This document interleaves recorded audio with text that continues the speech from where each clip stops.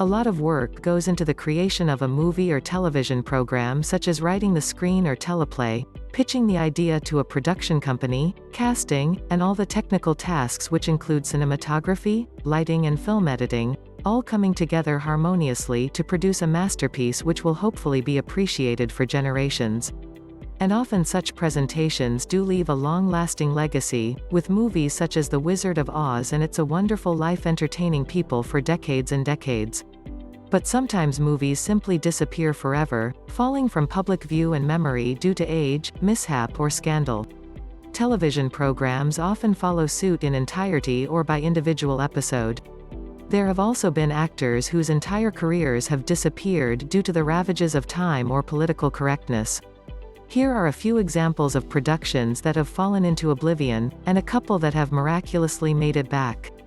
10. Remembering Vanessa Sarad. One shining example of an entire career gone missing is the story of Vanessa Sarad, 1882 to 1962, an early 20th century actress who rose from a risque career in vaudeville to embrace a successful career on Broadway. She was known for her glamour and style, and she went on to star in 11 silent flicks by Fox Studios from 1915 through 1917, recreating herself in vampish roles along the lines of the great Theda Bara. Sarad was truly an actress that should be held in high esteem, but most people these days, with the exception of film historians, do not remember her due to two significant events. First, in 1928 she sued Cecil B. DeMille, claiming he stole the scenario for a movie from her, and she was unofficially blacklisted in Hollywood where she never worked again. Then, years later in 1937, all 11 of her movies were destroyed in a fire at the building where they'd been stored in Little Ferry, New Jersey, wiping out all cinematic footage of her lively and highly fashionable career. She was soon forgotten by the general public. In 1962, Vanessa Sarad died at 80 in a nursing home, having for the most part vanished from public visibility, though in those bygone, post-World War I days of yore all eyes were upon her. 9. Forgetting Charlie Chan. The aforementioned fire in 1937 at that New Jersey storage facility also took a bite out of the extensive Charlie Chan legacy, an empire that started in 1925 with the novel The House Without a Key by Earl Dare Biggers, and would go on to include 5 more books, a comic strip, a 50s TV show and a 70s cartoon series. 4 early movies from Fox Studios were lost forever in that fire. Charlie Chan Carries On, 1931, Charlie Chan's Chance, 1932, Charlie Chan's Greatest Case, 1933, and Charlie Chan's Courage, 1934. Each of these movies starred Warner Alland as Chan, and their absence is an unfortunate gap in the series of 44 films featuring the wise and honorable detective. But Charlie Chan is not held as favorably in American society as he once was, at least amongst the populace who can still remember who he was. There has not been a theatrical release with Chan since 1981, Charlie Chan and the Curse of the Dragon Queen, which prompted demonstrations from Chinese American activists at filming locations and theaters due to his acquired Uncle Tom status. The character of Chan has been notoriously played on the big screen by white actors in yellowface with their eyes taped to look Asian, and the chop suey accent combined with his wizened aphorisms are just a bit too un-PC for the public these days. This sentiment may actually be the bigger catalyst deciding the cultural perseverance of Charlie Chan than an old fire at a Fox storage facility. As the sleuth himself once said, all forgotten, like last year's bird's nest. 8. Four Devils Lost at Sea. Another golden oldie lost forever is the film Four Devils, 1928, a melodramatic circus movie directed by the iconic F.W. Murnau for Fox Studios.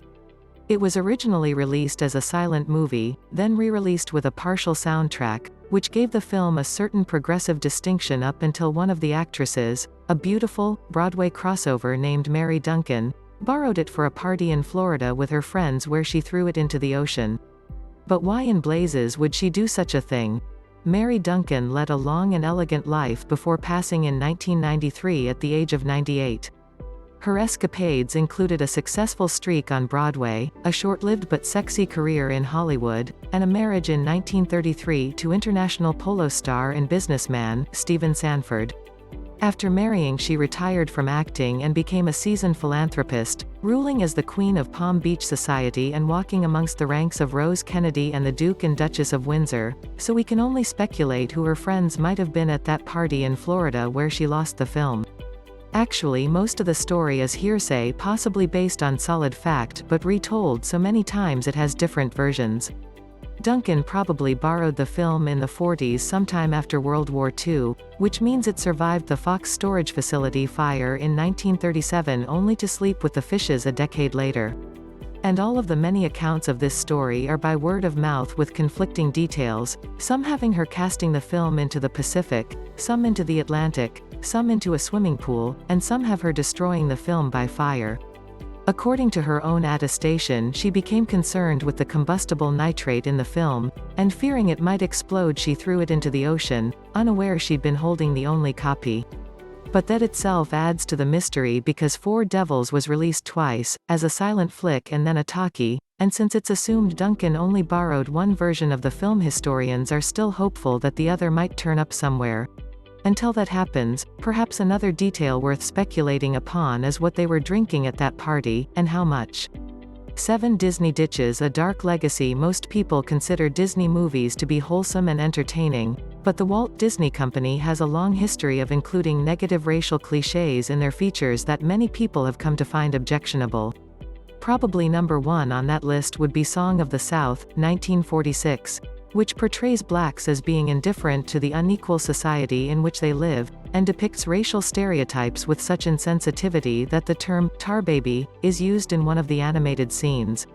By a modern-day perspective, the character's cheerful acceptance of the social structuring of the Old South is disturbing, and many find it unsettling to watch a smiling, elderly Uncle Remus take a pleasantly psychedelic stroll while singing Zip-a-dee-doo-dah. This movie has not shown in theaters since 1986 and is not included in the Disney Plus streaming membership. Another major embarrassment for Disney was an explicitly racist scene from Fantasia, 1940, in which black centaurettes with donkey legs are subservient to lighter-skinned centaurettes with horse legs, right down to shining their hooves.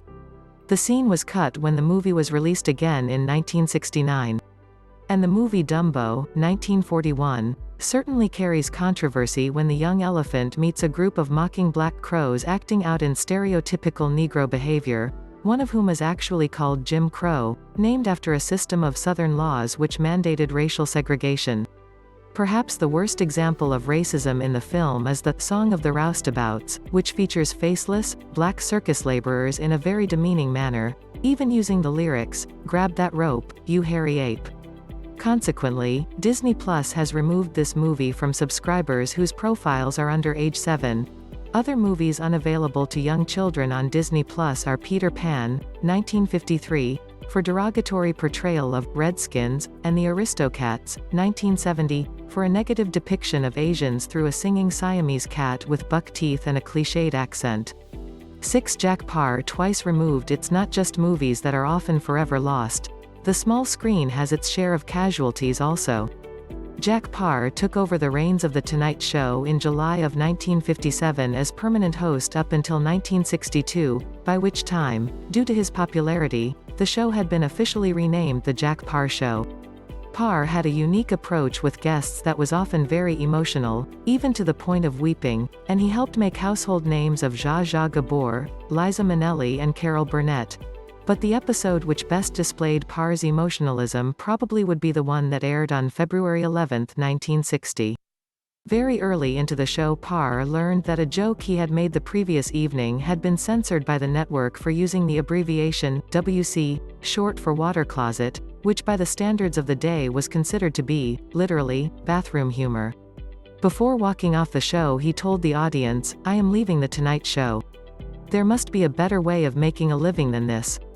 Hugh Downs filled in for him, but on March 7 of the same year Parr walked back on stage and told everyone, "As I was saying before I was interrupted." After the audience's laughter died down he went on, "I believe my last words were that there must be a better way of making a living than this. Well, I've looked, and there isn't." Jack Parr threw in the towel and left The Tonight Show in March of '62, with Johnny Carson stepping in to replace him. Unfortunately, due to the high cost of broadcast videotape, most of the footage shot between 1957 through 1971 was lost when the tapes were reused, a process called wiping, which destroys the original content. Only a few Tonight Show episodes before 72 have been reclaimed, some only partially, and mostly due to kinescopes, audio tracks or home movies with the camera aimed at the television. So, in 1960 Parr may have removed himself from The Tonight Show for almost a full month to make a point, but NBC Studios removed visual evidence of his absence, and most of his tenure as host on the show as well, by wiping it away. Ooh, the irony? 5. Loss of an empire. It's a shame when movies or TV shows are lost forever, but how about an entire network? The Dumont Television Network aired approximately 200 TV series from 1946 through 1956, so only individuals beyond the age of retirement might actually remember viewing them. All of their programs aired live and weren't filmed for future viewing due to a tight budget, and even though kinescopes, recordings of monitors playing the program, were occasionally made, most of them have not survived the decades. Unlike NBC and CBS, broadcast competitors whose television endeavors both sprang from successful radio networks, Dumont's parent company, Dumont Laboratories, was a television equipment manufacturer. And it was genius of them to start creating programming content which would require televisions to watch. It worked well for a decade, and Dumont pioneered many insightful shows and formats, but they never achieved the financial freedom of their rival networks to keep up with their levels of quality production. ABC popped into the competition in 1948, and after merging with United Paramount Theaters in 1953, Dumont was pushed behind the other three networks in ratings.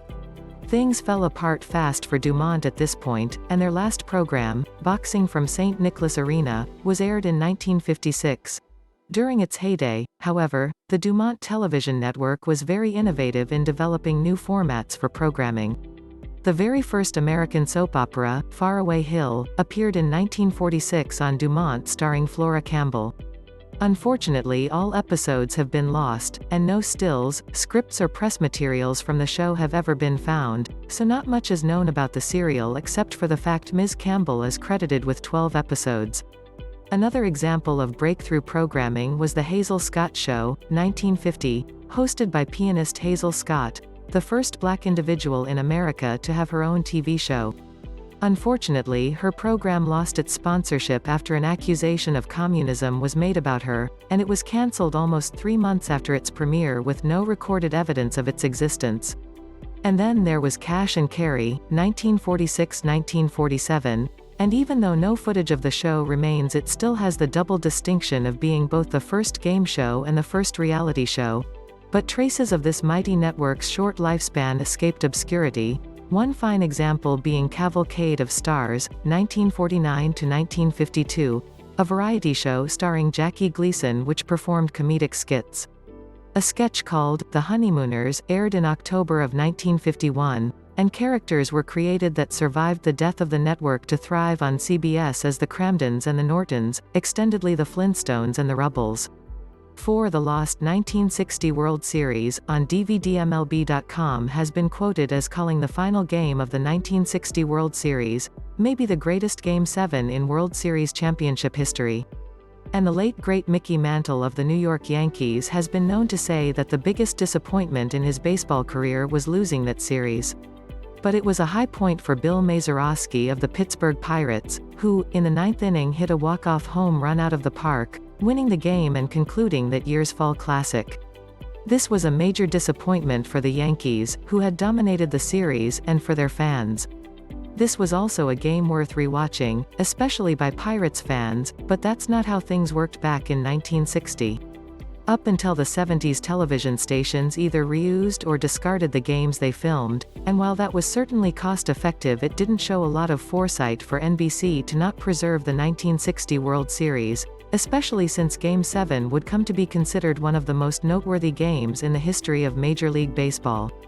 For almost 50 years, the only coverage remaining from the game was the existence of old photos, newspaper stories and radio broadcasts, but that all changed in 2009 when Robert Bader, VP of Bing Crosby Entertainment, found 2 canisters of 16mm film marked 1960 World Series in the wine cellar of the late Crosby's home outside San Francisco. It seems Bing Crosby was a major fan and part owner of the Pirates until he died in '77, but he chose to remove himself during the 1960 games due to being much too nervous to watch them play the Yankees, so he and his wife instead listened to the games on the radio while in Paris. But he paid a company to make a kinescope of Game 7 with the intention to watch if his team won after returning to the States. Oh, what great luck for sports enthusiasts and collectors that the reels were stored in a cool, dry wine cellar where they were found nearly good as new. And after being doctored up and reformatted for DVD, with new, nostalgic content added, the 1960 World Series Game 7, once lost forever, is now available on Amazon. 3. Scandal. Traditionally, a good scandal could help boost a performer's career, such as a torrid affair or a much-publicized visit to rehab. Though bump the nature of the scandal up a notch and one might have become blackballed or, as they called it, run out of Hollywood. Today that concept unfolds in programs being dropped and content being removed from streaming services. Bill Cosby is a perfect example of modern-day banishment from public view, though ironically the scandal which brought him down propelled his name and reputation exponentially unto public scrutiny, mainly in news coverage and on social media. After the initial investigation into Cosby's misconduct with women, networks started dumping his much-beloved program, The Cosby Show, 1984 to 1992, as far back as 2014. But after his guilty verdict in 2018, even Bounce TV, a digital broadcast network targeting Black Americans, has pulled the plug on Cosby. Amazon Prime still offers the show, however. Hollywood scandals go way back, and the very first would probably be the 3 rape and manslaughter trials of comedian Fatty Arbuckle in November 1921 through April 1922. Arbuckle was also the first actor to reel in $1 million per year, and he was at the height of his movie career with Paramount when the unthinkable occurred. Arbuckle and 2 friends threw a party in a San Francisco hotel which a young actress named Virginia Rapp crashed, and after growing ill she died 4 days later from a ruptured bladder after accusing the comic of rape.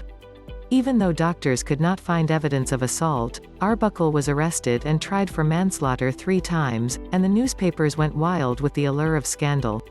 He was depicted as a brutish fiend whose excessive weight fatally injured the deceased during the alleged rape, and despite the fact he was acquitted, the trials instantly ended his career when the motion picture industry officially banned his movies from theaters. The ban was lifted some months later, but his movies still weren't being shown, though 10 years later he did make a comeback with Warner Brothers, signing a contract to make feature films in June of 1933. That very night he died of a heart attack in his sleep at the age of 46. Perhaps a classic example of scandal wiping away an actor's work would be the airbrushing of Kevin Spacey from the film All the Money in the World, 2017, after accusations by several men of sexual misconduct. His replacement was Christopher Plummer, and the procedure gives renewed meaning to the term, wiping footage. 2. BLM packs a wallop. The Black Lives Matter movement has been around since 2013, founded after the acquittal of the man who shot and killed Trayvon Martin.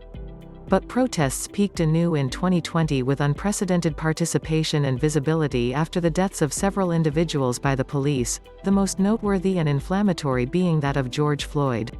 There has never beforehand been such a movement in terms of both numbers and volition in the history of the United States, and all across the country heads are turning and ears are listening, including Hollywood. One of the most controversial types of derogatory content on television has been the comedic practice of blackface, when a white person wears dark makeup or paint to resemble a black person, usually to garner a laugh or two. Blackface song and dance, which arose in post-Civil War minstrel shows, generally attributed negative stereotypes such as ignorance, cowardice and laziness to African Americans. With the BLM protests of 2020, such imagery is quickly being purged from television, but are the expunged episodes equal in derision and ridicule to the old minstrel shows? Tina Fey, the creator and co-star of NBC's 30 Rock, voluntarily removed 4 episodes from syndication in 2020 due to blackface humor, although one of the episodes simply involved the transplant of a set of hands from a black man onto a white guy. Other shows with episodes pulled from streaming by Hulu for blackface humor in 2020 are The Golden Girls and Scrubs, and that same year Adult Swim, the Cartoon Network's evening block for mature audiences, started pulling episodes from 3 of its shows, Aqua Teen Hunger Force, The Shivering Truth, and The Boondocks, for containing racially insensitive humor. And reality police shows are also taking quite a hit, the most notable being Cops, which Paramount Network took down after 32 seasons in June of 2020 following the death of George Floyd. Interestingly enough, as far back as 1989 a New York Times reviewer said of the show, "The overwhelmingly white troop of police are the good guys. The bad guys are overwhelmingly black." They did start filming again in September, however, in Spokane County, Washington, though the new footage is intended only for foreign viewers and will not be aired in the U.S. 2 similar shows that were cancelled are A&E's Live PD and Investigation Discovery's Body Cam, neither of which has resumed filming. One Digital Dilemma's classic examples of how old film footage can be destroyed include fire, environment, and wiping or recycling, but technology has gone digital and so has Hollywood. Not only does digital content keep better and a lot longer, it's also much more cost-effective to use while filming and later for storage. Plus the editing process, both video and audio, is light years ahead of working with analog footage. That doesn't mean the industry is free from problems, however, for instance, be careful with the delete button. The movie Toy Story 2, 1999, was almost completely deleted during the process of its creation back in '98 when one of the animators over at Pixar Animation Studios accidentally executed the wrong command, and right before everyone's eyes files began disappearing from the main server. By the time they pulled the plug on the server and took a toll of the damage, they ascertained that the command had deleted 90% of their movie. It's all about backup. During the production of Pixar's A Bug's Life, 1998, the majority of ants were accidentally deleted, which was certainly an annoyance but not a tragedy as all their files were properly backed up. But with the Toy Story 2 accident that wasn't the case. Unbeknownst to them, their backup drive could only hold 4 gigabytes of data, compared to 10 gigabytes of movie, and new data saved was taking the place of older files. It's quite a testament to the ingenuity of the studio and the long hours put in by staff members that Toy Story 2 met its release date in November of 1999. And this type of disaster can happen at home. A professional videographer in California initiated a lawsuit against Adobe for the loss of $250,000 of data, which includes files that were deleted both from his Premiere Pro media cache and from an external drive onto which he was attempting to back up content. It seems that a bug, which Adobe has both acknowledged and claimed to have fixed in 2017, wiped out 100,000 video clips holding 500 hours of digital footage, and the plaintiff has requested a jury trial to be awarded damages. This is actually a class action lawsuit, since many other Premiere Pro users in 2017 reported similar file losses. It seems digital content, haunted by the Del key and the commands and bugs that can strike it, sometimes goes up in flames even quicker than the old-time analog film.